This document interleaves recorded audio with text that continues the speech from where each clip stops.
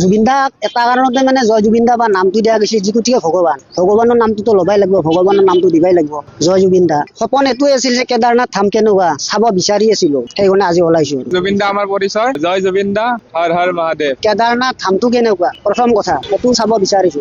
আৰু মানে মই যোৱা শাওণৰ মাহত প্লেনিং কৰিছিলো যে মই কেদাৰনাথ ধামলৈ যাম। আৰু শাওণৰ মাহত এইটো কাৰণতে প্লেনিং কৰিছিলো, যদি শাওণৰ মাহৰ পৰা মানে এই মাহৰ ভিতৰত যে খোলা থাকিলা হয় অতি সোনকালে গলো হয়, কিন্তু 6 মাহ কেদাৰনাথ বন্ধ, 6 মাহ খোলা। গতিকে আজি যাব ওলাইছো। কেদাৰনাথ ধামকলে কিমান কিলোমিটাৰ কি হয়, মানে যাইচোন 23 কিলোমিটাৰ হয় না 24 কিলোমিটাৰে হয়, যাইচোন পাহাৰ পৰ্বত নদ নৈ চব বিলাক চাব বিচাৰিছো। বহুত ভাল, বহুত মানে ৰেছপন্স পাইছো।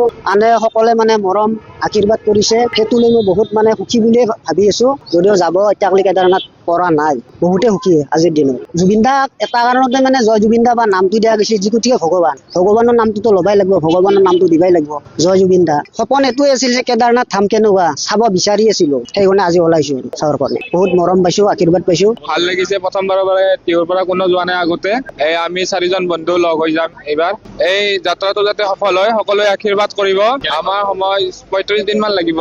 সেই লোৱা গৈছে তেল ডিপু, নামঘৰ, ইহঁত ৰাতি থাকিম। জুবিন দা আমাৰ পৰিচয়, জয় জুবিন দা, হৰ হৰ মহাদেৱ। এইটো যাত্ৰাটো মানে মোৰ আগৰ পৰাই আছিল, তো আজি এইটো যাত্ৰাটো সফল হব যাইছে, তো ভাল লাগিছে মনটো। আৰু বহুত ভাল লাগিছে য'ত মানে কেদাৰনাথত যাম, তো বাবাই মাতিছে, তো এইকাৰণে বহুত ভাল লাগিছে মনটো, মানে প্ৰাউড ফিল হৈছে। তো সেইখিনিয়ে, আৰু বেছি মই মানে দীঘলীয়া কথা ক'ব নাজানো। মনটোতো বহুত ভালে লাগিছে আপোনাৰ, তো বহুত এক্সাইটমেণ্ট হৈছো মই। বঙাইগাঁৱৰ আশে পাশে কবাডি ৰখা হ'ব আৰু আমাৰ টাৰ্গেটটো সেইখিনি, মানে আজি নহ'বও পাৰে আৰু বেছি ডিষ্ট্ৰিক্টৰ পাৰ্মিশ্যনটো লোৱা নহ'লা, তো সেইটো এটা অলপমান প্ৰব্লেম মানে আমাৰ। সেইখিনি আৰু কিবা এটা কৰিলে ভাল হয় আৰু। নলবাৰী, নগাঁও, তোমাৰ মৰিগাঁও বহুতে যাই আছে। টিহুৰ পৰাতো কোনো বিশেষ যোৱা নাই। সেইটো হিচাপত আমি নিজকে মানে প্ৰাউড ফিল কৰিছো যে আমি এইটো কাম মানে কৰিবলৈ প্ৰথম আমি মানে সাহস আমি আগবাঢ়ি আহিছো। ভৱিষ্যতে আৰু যিমান মানে ল'ৰা ছোৱালী আছে চবে যাতে এই কামটো যাতে কৰে। কাৰণ চাইকেল চলাব লাগে। বহুতেতো তোমাৰ ট্ৰেইন বাইক এইবিলাকত যাই ভাল পায়, কিন্তু চাইকেলটো লৈ মানে এটা চলাব লাগে, তোমাৰ দেহৰ স্বাস্থ্যৰ কাৰণে মানে ভাল। যুৱ সমাজক মানে এইটো কওঁ যে ধৰি লও আমি বৰ্তমান কৰি আছো, এইটো যিহেতু বাইক লৈ যায় বা তেনেতে যায়, কিন্তু চাইকেলটো যাব পাৰি। এইটো মানে নিজৰ মনত মানে বিশ্বাস ৰাখিলে হ'ল, নিজৰ মনটোক মানে কৰিলে হ'ল, চব মানে সফল হৈ যায়।